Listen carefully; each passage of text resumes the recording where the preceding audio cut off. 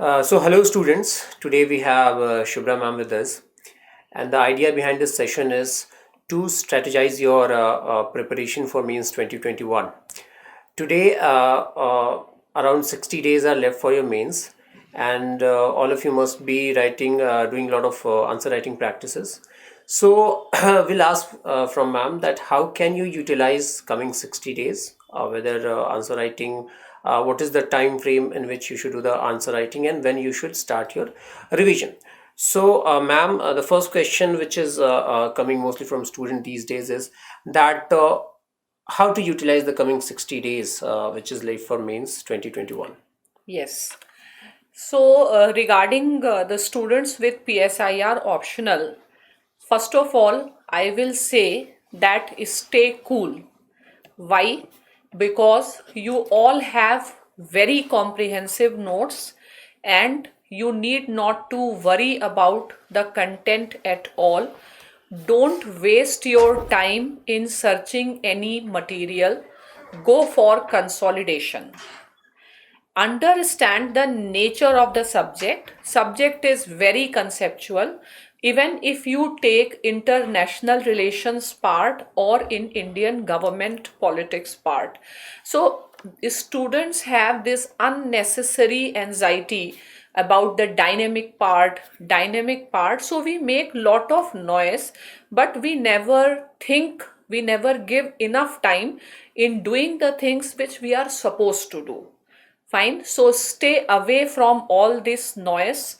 Stay cool. This is the time you should feel confident about your preparation. You have already done your prelims. You are already ahead of many others. Since you have taken political science optional, the beauty of this particular optional is you don't have to mug up the things, you have to understand the things.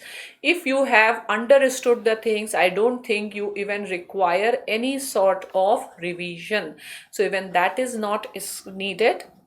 So no new material consolidation. Normally I get this issue that how to finish paper in time. तो paper आप finish तभी कर पाएंगे जब आप पूरी तरीके से प्रिपेयर्ड होंगे. आपको ये समझना होगा कि आपका जो टाइम लूज हो रहा है वो किस चीज में लूज हो रहा है.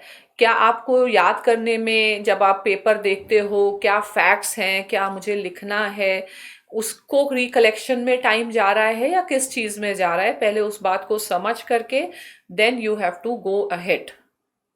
Okay. Next question is, ma'am, that although the students, even those students who have already appeared in the exam, still they want to know that what is a good answer in PSIR. I mean, what should be the parameters on which they should judge their preparation in terms of answer writing? So, what are the basic essential things in an answer which should be there? So I always say good answer मत करिए, क्योंकि वो तो कोई और जज करेगा. आप अपनी तरफ से करेक्ट आंसर रखिए. तो करेक्ट आंसर के कुछ बेसिक कॉन्सेप्ट्स हो गए. सबसे पहले you should be able to understand the question. अगर आप क्वेश्चन को डीकंस्ट्रक्ट नहीं कर पाए तो क्वेश्चन जो पूरा बिगड़ जाएगा. नेक्स्ट ये है कि एक पॉलिटिकल साइंस का अगर क्वेश्चन है तो उसमें की वर्ड्स का अपने आप में एक इम्पॉर्टेंस है, और अगर आपको थियरी पे अच्छा कमांड है तो आप बाकी पेपर्स में भी अच्छा कर सकते हैं. तो की वर्ड्स का होना बहुत ज़रूरी है. मैडली आप पॉलिटिकल एनालिस्ट के पीछे मत जाइए. पॉलिटिकल थिंकर्स को आप यूज़ करिए, उसका इंटीग्रेशन करिए फैक्चुअल डेवलपमेंट्स के साथ. और नेक्स्ट है आंसर में जब आप फ्लो, नॉर्मली बच्चों को प्रॉब्लम होती है कि आंसर में फ्लो कैसे बनाएं. तो फ्लो तब आता है जब आप आंसर का एक ग्रैंड आइडिया बना लेते हैं. अगर आप लिखते जा रहे हैं, सोचते जा रहे हैं, तब फ्लो नहीं आएगा. अगर आपने एक ग्रैंड आइडिया बना लिया कि क्या थीम है उस पर्टिकुलर क्वेश्चन का, फिर आप उसको फॉलो करें. सबसे पहले आप कॉन्क्लूजन हमेशा सोच लें, क्योंकि अगर आपने कॉन्क्लूजन सोच लिया है तभी आपका फ्लो बन पाता है. तो मेन बॉडी या इंट्रोडक्शन से भी ज़्यादा इंपॉर्टेंट है कॉन्क्लूजन के ऊपर ध्यान दें. ग्रैंड आइडिया रखें, कीवर्ड्स रखें, और छोटी छोटी चीज़ों पर अगर आप ज़्यादा ध्यान देंगे, प्रेजेंटेशन है, राइटिंग है, अगर पढ़ने में अच्छा नहीं है तो, और अगर मान लीजिए लिखते समय कहीं लगता है कि फ्लो बिगड़ रहा है, तो अब उसको काटो वाटो नहीं, क्योंकि हो सकता है एग्जामिनर का ध्यान नहीं भी जाए. और इम्पॉर्टेंट चीज़ें जिसको आप चाहते हैं कि एग्जामिनर देखे उसको आप अंडरलाइन करें। एक ह्यूमन साइकोलॉजी को समझ के आप सोचे, आप एग्जामिनर की साइकोलॉजी को समझ लें कि अगर हम एग्जामिनर होते तो हम कैसे कैसे उस चीज़ को इवैल्यूएट करते हैं। ज़्यादा सोचो मत कि ये अच्छा आंसर है, ये बुरा आंसर है। आप जो भी एसेंशियल एस्पेक्ट्स हैं उस आंसर के उसमें डालो और मूव ऑन करो। इवन एग्जामिनेशन हॉल में भी बहुत इंपॉर्टेंट है कि हम साइकोलॉजिकली बहुत स्टेबल रहें। हमारा कोई खराब आंसर हो गया है तो उससे आगे के आंसर्स नहीं बिगाड़ें। तो इन सारी चीज़ों के ऊपर ध्यान देना है। अगला क्वेश्चन जो स्टूडेंट्स का मोस्टली होता है कि what should be the difference, what is the difference between an answer written for GS papers and an answer written for political science paper. देखिए, इसको आप बहुत आर्टिफिशियली या मैकेनिकली नहीं लें, क्योंकि नेचर ऑफ क्वेश्चंस अपने आप में ही नेचर ऑफ आंसर्स को वेरी कर देता है।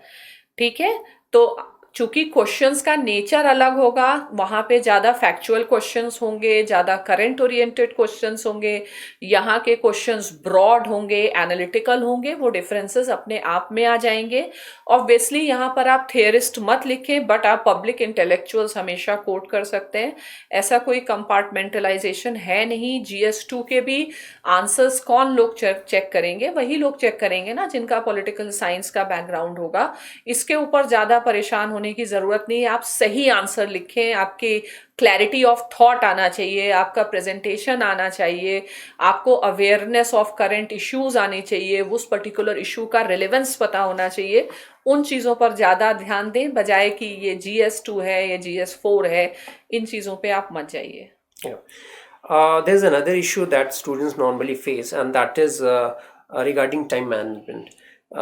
Students पेपर ख़त्म नहीं कर पाते हैं, and we often see that students पूरा एक क्वेश्चन छूट जाता है of 50 marks. So how to manage time during the वही paper? तो सबसे इम्पॉर्टेंट है, बिकॉज आप एडमिनिस्ट्रेशन में जा रहे हैं, आप एकेडमिक्स में तो जा नहीं रहे हैं। तो administration is all about management, management of resources, management of people, management of time. आपके पास अनलिमिटेड टाइम नहीं है, गिवन टाइम में ही है। तो इस चीज़ को आप ध्यान में रखें। आप कंटेंट कम लिखिए। आपको अननेसेसरी, जब लोग अननेसेसरी कंटेंट लिखते हैं या अननेसेसरी टाइम लेते हैं सोचने में, वही प्रिपेयर्डनेस है। जब आप प्रिपेयर्ड हैं तो आपको कम टाइम लगेगा। आप अगर टू द पॉइंट आंसर लिखेंगे तो ऐसा कोई रीज़न नहीं है कि you will be less short of time. तो दैट इज़ पॉसिबल। अभी तो अराउंड 60 डेज बाकी हैं, आप अच्छे से उसको प्रैक्टिस कर सकते हैं। वॉच लगा के आप उसको प्रैक्टिस करिए। Where there is a will there is a way. नहीं तो फिर कुछ स्मार्ट टेक्निक्स अडॉप्ट करिए। फॉर एग्जाम्पल, आप कंटेंट कम लिखिए, आप स्ट्रक्चर में कुछ कम करिए। तो किसी भी तरीके से आपको उस चीज़ से का वो जो एक एडजस्टमेंट्स हैं वो आप करिए, एडजस्टमेंट्स। और पेपर छोड़ के नहीं आना है, बिकॉज एक पेपर में हमने एक क्वेश्चन में बहुत सारा लिख के और हम बहुत ज़्यादा उस चीज़ को लेकर के हैं कि हम ये भी लिख के आएंगे, वो भी लिख के आएंगे और बाकी छूट जाएंगे। That is a wrong strategy. Balanced रहिए। And the last question ma'am, कि न्यूज़पेपर कब तक पढ़ा जाए? We have 60 days left for the exam. तो बहुत स्टूडेंट्स ऐसा फील करते हैं कि अब न्यूज़पेपर पढ़ने का क्या फ़ायदा, even this issue is not going to be asked in the examination. देखिए, इश्यूज तो अब वो वाले भी आ सकते हैं, क्योंकि इश्यूज सब इंटरलिंक्ड होते हैं। लेकिन अगर आपको लगता है इस पर्टिकुलर मोमेंट में, then don't, it's not necessary कि अब आप पेपर पढ़ें। This is the time you can rely more on magazines. Issues के कॉन्सेप्ट्स ऑलरेडी बन चुके हैं, तो ऐसा कोई बहुत बड़ी ज़रूरत ऐसा नहीं लगती है। तो अगर आप कंफर्टेबल नहीं है, लेकिन हाँ, कम से कम न्यूज़ एनालिसिस ये सब सुन लीजिए, क्योंकि इंपॉर्टेंट इश्यूज़ पर ऑल इंडिया रेडियो की न्यूज़ एनालिसिस आती है। तो जिस समय आपका रेस्टिंग टाइम हो, आप जब रिफ़्रेश होना चाहते हैं मेंटली, तो एटलीस्ट बी अवेयर ऑफ। तो पेपर नहीं पढ़ रहे हैं, आप ऑल इंडिया रेडियो और उसकी न्यूज़ एनालिसिस सुनते रहें। ओके।